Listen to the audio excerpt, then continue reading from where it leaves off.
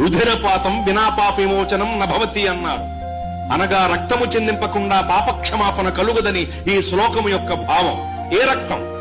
గురుల, కూడల, కొంగల, కోళ్ల, కుక్కల, ఎడ్ల, మేకల రక్తమా? కాదు. ఆ రక్తం వల్ల పాపం పోదు, పాపము నుండి మనకు విడుదల కలగదు ఆ రక్తం వల్ల. పోనీ మన రక్తమా?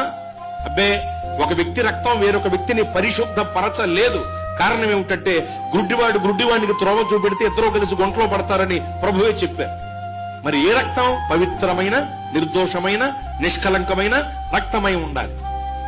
అటువంటి రక్తాన్ని మన కొరకు చిందించటానికి, మనల్ని పాపముల నుండి విడిపించటానికి జీవితకాలమంతే మరణ భయము చేత పట్టి పీడింపబడుతూ పాపపు దాస్యపు శృంఖలములలో చిక్కుకుపోయి నలిగి నశించి నరకాగ్నికి దిగజారిపోబోతున్న మానవ జాతిని విమోచించటానికి ఆత్మరూపి అయిన దేవుడు రక్తమాంసములలో పాలివాడాయను.